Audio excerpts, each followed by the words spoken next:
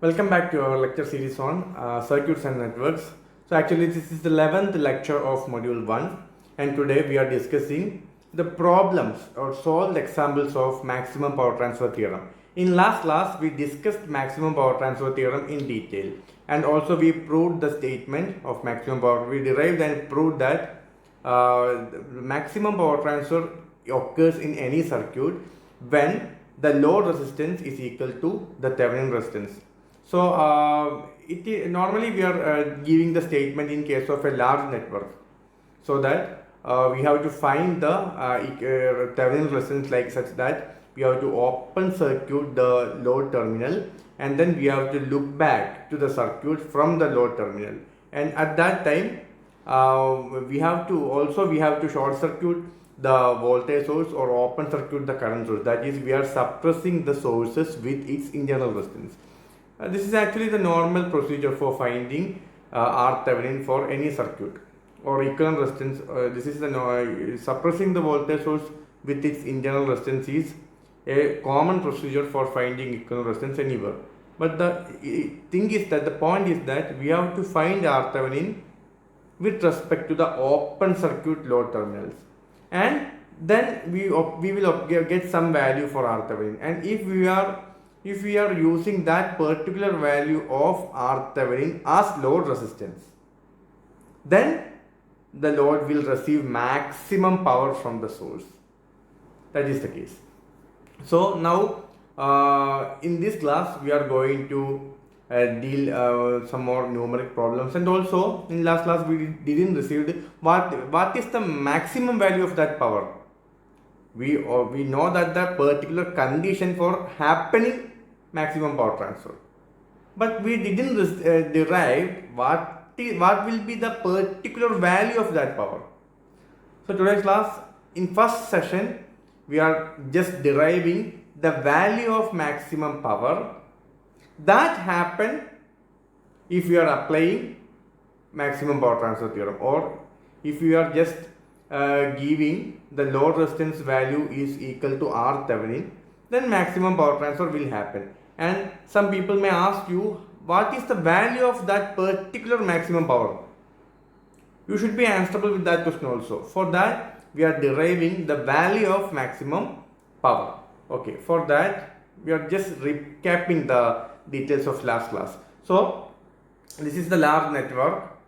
In this area, it may containing number of resistance or circuit elements and also current source, voltage source, etc. Such a big network can be replaced like this, V Thevenin and R Thevenin. That thing is already known to us from the knowledge of Thevenin's theorem. Any big such network can be replaced with a voltage source V Thevenin in series with R Thevenin, and we know what are the standard procedures for finding that V Thevenin and R Thevenin.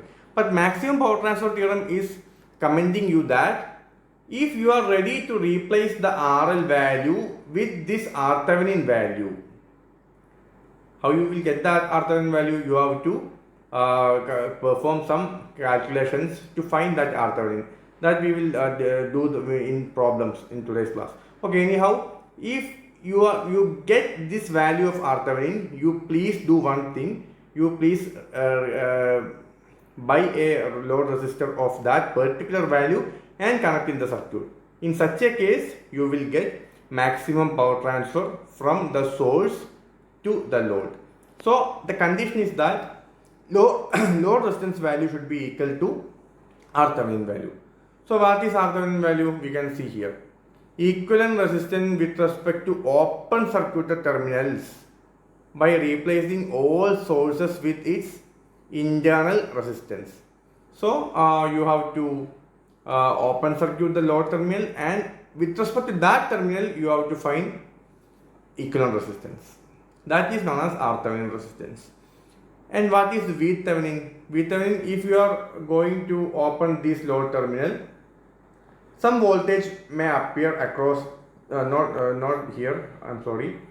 This is the actual network, and if you are open circuiting this load terminal, some voltage will appear across these terminals. If it is A and if it is B, and you just remove the RL, then also some voltage will appear across that A and B.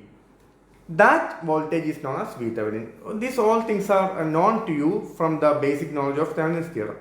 Anyhow, now this is the case. This is the equivalent circuit with VThevenin and RThevenin, and we reconnected the load back to the circuit. Now we can say I, current equation I is nothing but voltage by resistance. What is the resistance? RThevenin plus RL. So in this equivalent circuit, the current equation I is equal to VThevenin divided by RThevenin plus RL. You can see that I is equal to VThevenin divided by RThevenin plus RL. Okay. Now, what is the power that this source can transfer to this load? Power equation is normally voltage into current. And the current value equation you already written here. Current equation this is the current equation. And the voltage equation is power equation is V into voltage into current. And as everybody knows that voltage is IR. If you are substituting that, we will get I square into RL. What is RL? RL is the load resistance. That is, we are going to substitute V. This V is equal to I into R. And for that R, you have to take load resistance because you are going to calculate the power that received by the load. So, in that particular equation, you have to specify that it is load resistance RL. So, power equation is I square RL. And in that equation, I am substituting the value of I. So, VThevenin by RThevenin plus RL, that is I square RL. Okay. Now, at maximum power, actually what we are going to do, we want to find what is the value of what is the particular value of maximum power. So, Pmax is equal to RThevenin. Pmax occurs when you replace RL with RThevenin. So, the value of RL, load resistance, should be equal to Thevenin resistance you obtained from the calculation. So, now this is just the equation of power at the load, power transfer to the load. And now I am converting the equation to maximum power to the load. So, you have to substitute these condition. What condition? RThevenin is RL is the condition for maximum power transfer to occur. So, you have to substitute these condition in the basic power equation. So, in basic power equation there is RThevenin, RL and RL. Wherever you are seeing RL, just replace that with RThevenin. Then the equation becomes VThevenin divided by RThevenin plus RThevenin, that is equal to 2 RThevenin all square into RL, that is also replaced by RThevenin. So, the maximum power to the load is VThevenin divided by 2 RThevenin all square into RThevenin, that is equal to VThevenin square divided by 4 RThevenin. You can just solve that equation, just cancelling RThevenin from numerator and denominator. You will get VThevenin square by 4 RThevenin. This is the equation for maximum power, maximum transferred power. So this is also an important thing in many problems. You may be asked to find the value of RL at which maximum power transfer occurs, and also to find the specific value of that maximum power. In such case, you have to use this equation. Okay. Now we are going to a problem. Find the value of resistance R to have maximum power transfer. Also obtain amount of maximum power. This is such a question. So, to find P max, anyhow, we know that we need RThevenin and VThevenin. In the first part of question, you just need to calculate RThevenin only. But for the second part of the question, if you want to find the maximum power, you should find VThevenin also, because in the equation there is VThevenin square by 4 RThevenin. Now, in first step, I am calculating RThevenin. So, what was the procedure for finding RThevenin? we have to remove the load branch. Here R branch R is the load branch. You can see this is the load branch, because you are asked to find at what value of this R maximum power transfer occurs. So you have to consider this as a load branch, and you are finding R Thevenin from that point. So you are removing that branch R, and you are going to find R Thevenin with respect to that open terminals. So that is just like you are going to connect a battery on that terminal, that open terminal, like here. Here you are going to connect a battery. Then current starts from this terminal and it splits and it continues its passage through all the circuit and come back to the terminal B. This is the logic. So you have to find the resistance offered to the flow of that particular current. So you are going to find equivalent resistance with respect to terminal A and B. A and B is not drawn there, but these are the A and B. This top terminal is A and this bottom terminal is B. These are the open circuited terminals, and you are finding R Thevenin with respect to these terminals. So we can see current is splitting into two paths. Why a short circuit happened here? Because this is a voltage source. I am replacing that voltage source with its internal resistance, that is 0. So short circuit. And in this portion, it was a current source previously, and I am replacing, as we are finding equivalent resistance, I am replacing that current source with its internal resistance, that is infinity. So that portion become open circuit. Now we can say, if I am redrawing the figure like that, on the right side we can see that terminal A is kept outside and terminal B is also just drawn towards outside. Okay. Everything else are same, but it is for just identifying the series parallel combination. So we can easily see 10 and 5 are in parallel. So R Thevenin is equal to 10 into 5 by 10 plus 5, that is equal to 10 by 3 ohms. So this is the value of R Thevenin. Now it's time for finding V Thevenin.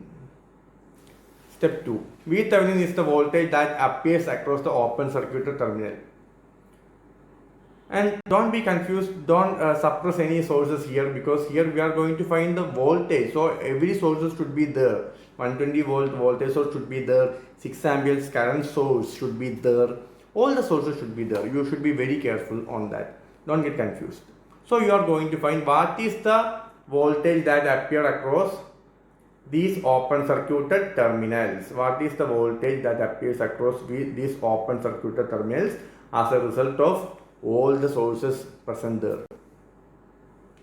There is number of ways for finding V Thevenin. Now you are not beginners. You already completed Thevenin's theorem, superposition theorem, mesh analysis, loop analysis, everything, node analysis, everything you are familiar with. So on the first C itself there is two sources. So simply a common man can apply superposition theorem, considering one source alone and suppress other source with its internal resistance. This is the one way. And other way, we can apply node analysis, because we can take this one as a node, and that node voltage is V Thevenin. So first I am going to apply node voltage, and I will also explain how you will get the same answer with superposition theorem also. And there are numerous methods. You can apply loop analysis, that is also simple. Sorry, not loop, mesh analysis, I1, I2.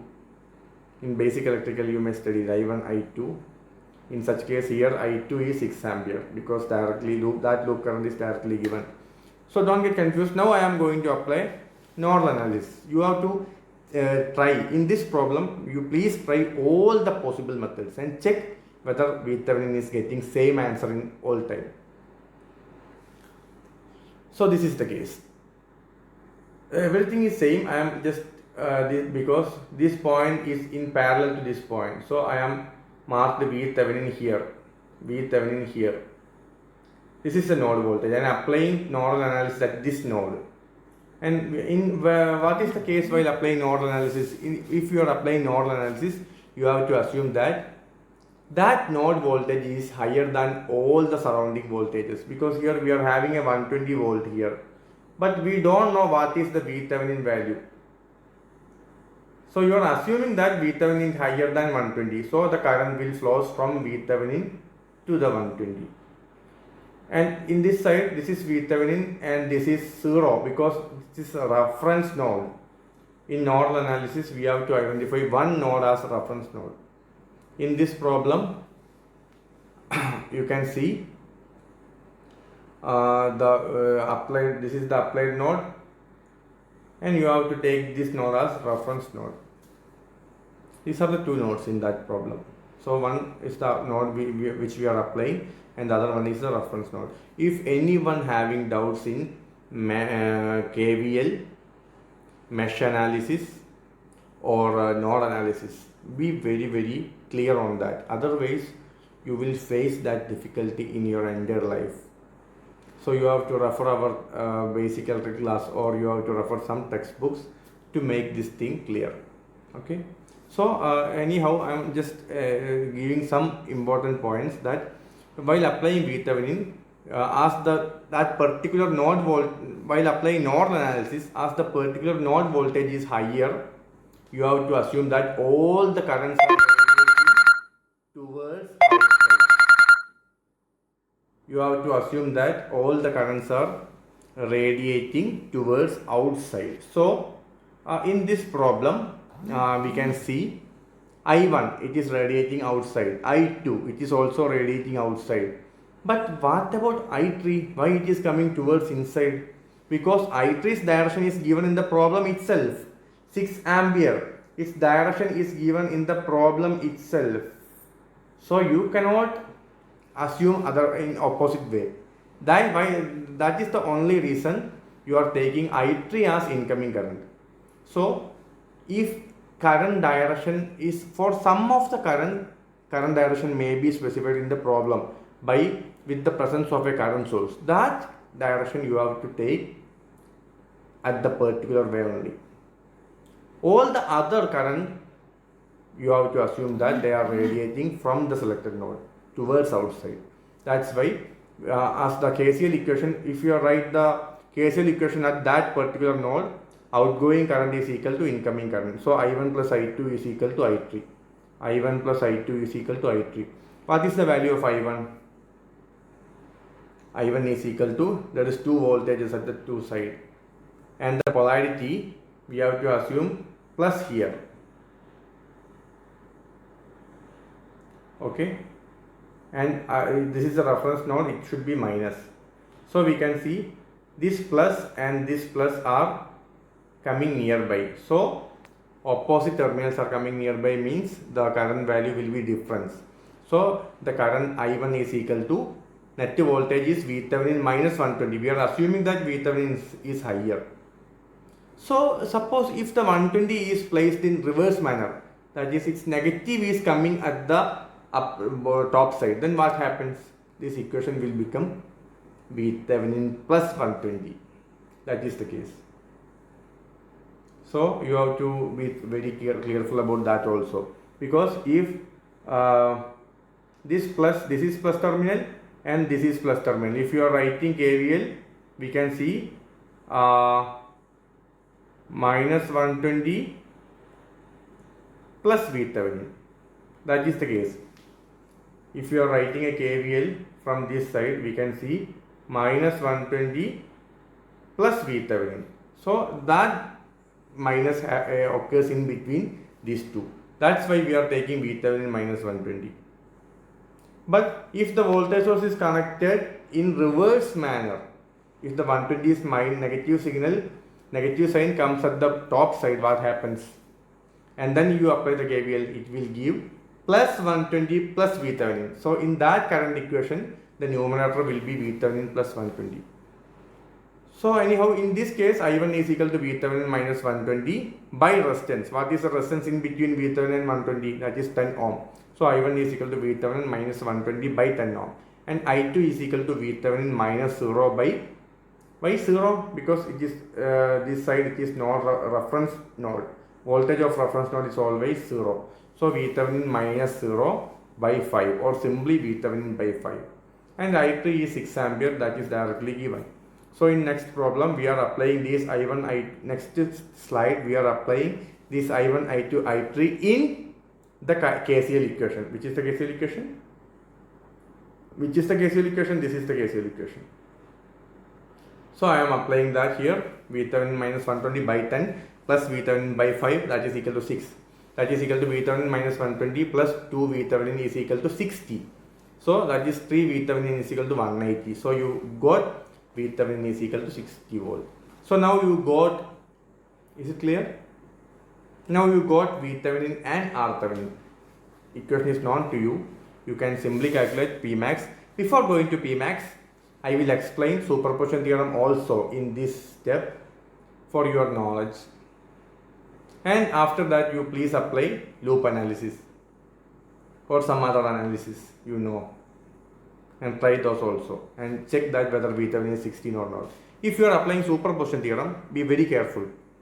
First you will consider 120 voltage alone, 120 volts voltage source alone, and you have to keep this source open circuited because it is a current. So this part will be open circuited. So no current will flow from this side to this side. It is open circuit. At that time, what is the equivalent resistance? 10 plus 5. 15 is the equivalent resistance. And what is the current coming from this source to this path? That is equal to 120 by 15. 120 by 15 means how much? 120 by 15. So it is 120 by 15. 120 by 15 means it is 8. Okay.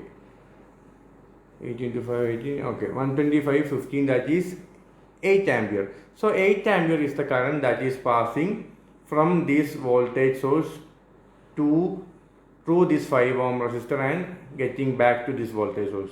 And no current will pass through this path because 6 ampere is, for the time being, it is open circuited. So what will be the voltage across? Okay. So what will be the voltage across this 5 ohm resistor? Why I am asking this? Because these 5 ohm resistors voltage is in parallel with VThevenin. So VThevenin is nothing but voltage across this 5 ohm resistor. And we got that 8 ampere is passing in this path. So this voltage will be 8 into 5, that is nothing but 40 volt. So please write in your notebook, please note it is 40 volt. While considering 120 voltage alone, the VThevenin or the voltage across this terminal is 40 volt. Now I am considering the 6 ampere source alone. 6 ampere source alone. So you have to suppress this 120 volt. How you are going to suppress voltage source? You have to make it short circuit. So instead of 120, you have to consider a short circuit here. So what is the case? 6 ampere is passing, and at this junction it is getting splitted into two paths. In one path it is 5 ohm, in other path it is 10 ohm. So 6 ampere is getting splitted into 5 ohm and 10 ohm. What is the current that is passing through the 5 ohm path? Current division rule. 6 into 10 by 10 plus 5. Is it correct? 6 into 10, because current in the opposite line. 6 into 10 by 5 plus 10, 15. That will be 6 by that will be 10 by 15. That 1 by 3. Sorry, 2 by 3. So 6 into 2 by 3, that is equal to 4. So 4 ampere will be the current that is passing through this 5 ohm path. So what is the voltage across this 5 ohm path? At that case, 5 into 4, that is equal to 20 volt. So in first case we got VThevenin is equal to 40 volt, and this case you got VThevenin is equal to 20 volt. And in both the cases, current is entering from from the left and from the right. Both the currents was entering at the top point, so the polarity is also same. So the net VThevenin is equal to VThevenin of case 1 plus VThevenin of case 2. or you can write V Thevenin is equal to V Thevenin dash plus V Thevenin double dash, and V Thevenin dash is equal to 40 volt, V Thevenin double dash is equal to 20 volt, 40 plus 20, 60. So you can just try in paper also, you will get the same answer, 60 volt, and you can apply mesh analysis, then also it will be 20, 40, 60 volt only. So this is the case. Now V Thevenin is equal to 60 volt anyhow, and you are applying maximum power transferred. P max is equal to V Thevenin square by 4 R Thevenin. 60 square by 4 into 10 by 3, that is equal to 270 watts. Okay, now a small problem. What is the value of R for maximum power transfer to occur? So at maximum power transfer, what will be the condition? The R should be replaced by R Thevenin. R should be R Thevenin at maximum power transfer. So you are going to find R Thevenin. For finding R Thevenin, you made these terminals open circuited, and you are applying a current from this terminal A like that, and that is getting splitted into this path and this path. But here this is a twist, because you are going to suppress this source for finding equivalent resistance, so that this is a short circuit. So this point C is same as this point C. Both the points are equipotential point because there is a short circuit. So you can name that terminal as C. Now for easily finding R Thevenin, I am redrawing it like A. Terminal A is here. You can check the first figure. From A, please check the first figure. From A, there is two resistors are connected, 6 ohm resistor and 3 ohm resistor, and both the resistors are going to C terminal. One is C at the top side and the other is C at the bottom side, but both the resistors are going to a equipotential point, that is C. So I am drawing C here. 6 and 3 are connected to C, and from that C, other two resistors are initiating. That is, from here 1 ohm is initiating, and from here 2 ohm is initiating. So I draw that also. From here 1 ohm, and from here 2 ohm.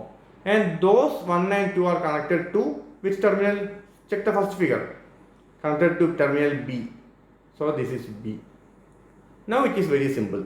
Anyone can answer. 6 and 3 are in parallel, and 1 and 2 are in parallel. And if you are ready to solve that parallel combination, that resultance will be in series. So 6 parallel to 3 is in series with 1 parallel to 2. So 6 parallel to 3 plus 1 parallel to 2. 6 parallel to 3 means 6 into 3 by 6 plus 3. That is 18 by 9, that is 2. And 1 parallel to 2 means 1 into 2 by 1 plus 2. That is 2 by 3. So answer is 2 plus 2 by 3. You can solve further, but I am stopping here. Anyhow, from this class or with up to this portion, I think it is sufficient for power transfer theorem, and you can do some more problems if you are interested.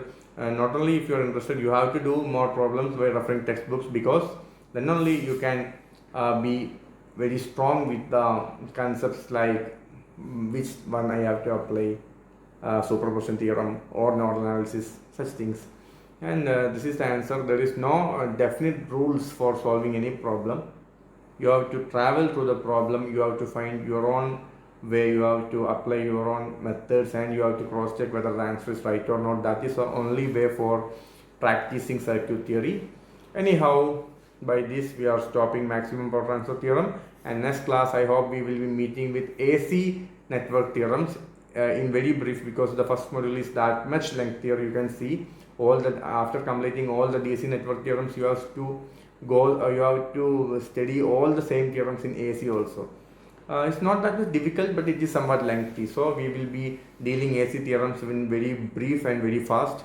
So you should be very clear about DC theorems before going to AC network theorems. So hope you enjoyed this. We will meet in the next class. Thank you.